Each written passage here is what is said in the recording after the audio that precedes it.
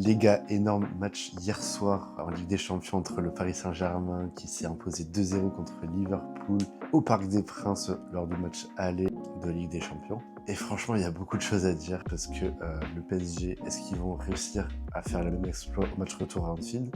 Est-ce que Liverpool est encore en vie aussi? Et seront-ils capables de retourner la situation au match retour? Aujourd'hui, on va analyser ça ensemble, donc n'hésitez pas à vous abonner, à liker et à commenter cette vidéo si ça vous plaît que je fasse des analyses comme ça sur les matchs un peu à chaud. On va commencer avec le contexte du match. Donc, on était sur le quart de finale de Ligue des Champions qui s'est joué donc au Parc des Princes, donc ce mercredi 8 avril à 21h entre le Paris Saint-Germain et Liverpool. Le Paris Saint-Germain arrivé en tant que champion d'Europe en titre avec une grosse dynamique, avec notamment un 8-2 contre Chelsea sur la double confrontation en 8e de finale et après le match contre Monaco en 16e de finale.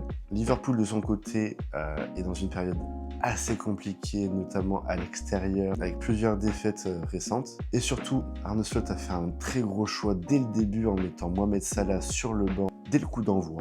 Avant le match, il y avait déjà un gros déséquilibre, rien que sur la feuille de match. Donc ensuite, il y a eu le coup d'envoi et comme d'habitude, le PSG a démarré très fort. Et ça a payé très vite avec un but de Désiré Doué à la 11e minute sur une frappe déviée qui a trompé le gardien. Mais donc, à part le but, le Paris Saint-Germain a quand même ultra dominé les 20 premières minutes et le début de la partie.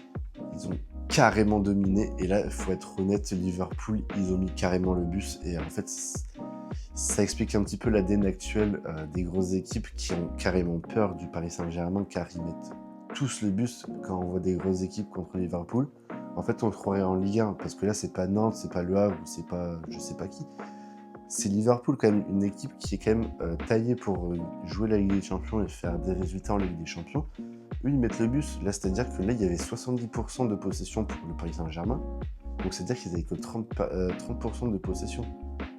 C'est très peu pour une équipe de ce calibre-là en Ligue des Champions quand même. Liverpool a quand même eu 0 tir cadré égal sur le match.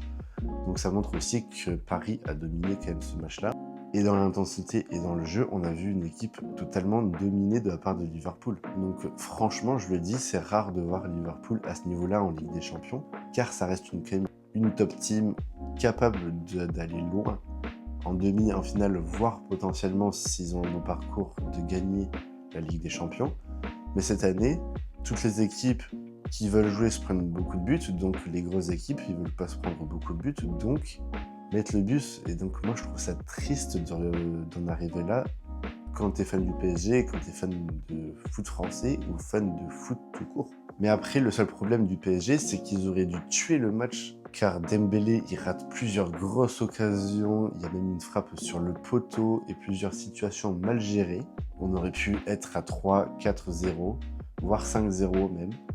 Et il y a aussi eu des faits de jeu comme quoi Konaté, il aurait poussé, bon, c'est très discutable, mais il y aurait pu avoir un ou deux pénaltys de la part de Liverpool concédés pour le PSG Saint-Germain. Donc ça aurait pu faire voir 5 ou 6-0 contre Liverpool, et là, ils auraient plié le match retour, sans débat, ils se seraient qualifiés pour les demi-finales.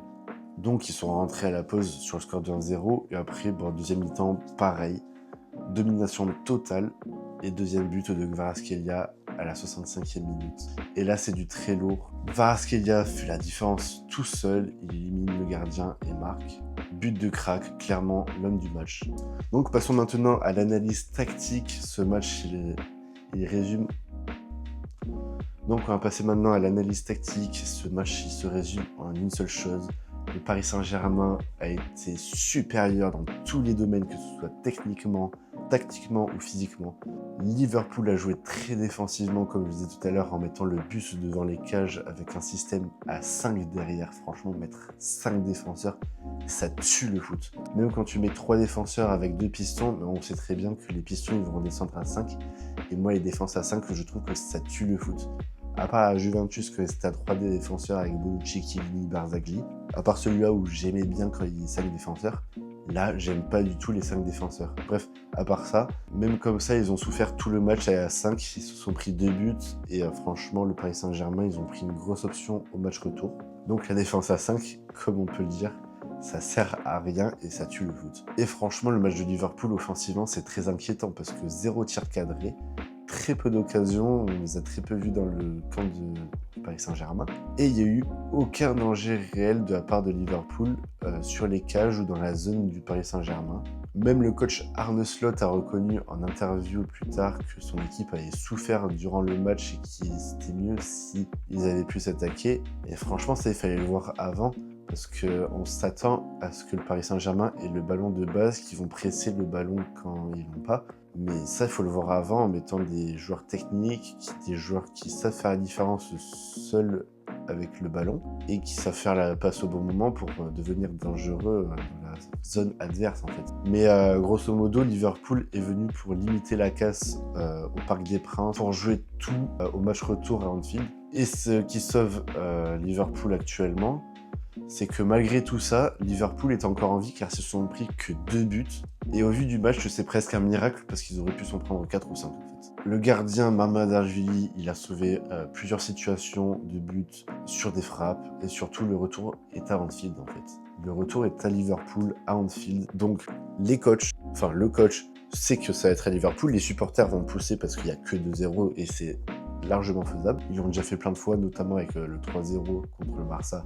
C'était quoi? C'était 2019, je crois, avec le retour 4-0. Donc c'est largement faisable et Liverpool l'a déjà fait dans son histoire. Et du coup, en fait, on sait qu'ils sont capables de faire des dingueries, des remontadas, des choses comme ça. Donc c'est largement faisable pour Liverpool. Et après le match, en vrai, les réactions étaient plutôt positives du côté du Paris Saint-Germain. Luis Enrique était satisfait mais frustré de ne pas avoir en marqué plus et c'est totalement compréhensible car ils auraient dû en marquer 4 selon moi au vu du match. Et Kvaratskhelia a lui-même dit que le Paris Saint-Germain aurait dû en mettre plus de buts et je suis totalement d'accord avec lui. Et côté Liverpool, Arne Slot reste optimiste au vu du match retour qui se passe à Anfield. Il compte énormément sur le retour à Anfield qui reste quand même un très bon point pour Liverpool. Sinon, ils se seraient fait massacrer si ça avait été au PSG. Voilà. Donc au final, le Paris Saint-Germain a été ultra dominant, Liverpool a été dépassé sur ce match, mais la qualification n'est pas encore pliée. Parce que en général, les buts lors des matchs retour peuvent arriver vite et ça peut faire changer le match complètement. Donc si Liverpool marque rapidement lors du match retour, tout peut basculer. Mais honnêtement, avec ce niveau-là et ce qu'a montré le Paris Saint-Germain hier soir, le Paris Saint-Germain envoie un message très fort à toute l'Europe, passe d'outsider à favori au titre. Et ils sont carrément injouables actuellement. Donc dites-moi en commentaire si vous pensez que Liverpool va faire la remontada, même si j'y pense pas trop, dites-le moi quand même en commentaire. Bref, n'hésitez pas à vous abonner, à liker, à commenter. Sur ce, à plus tard.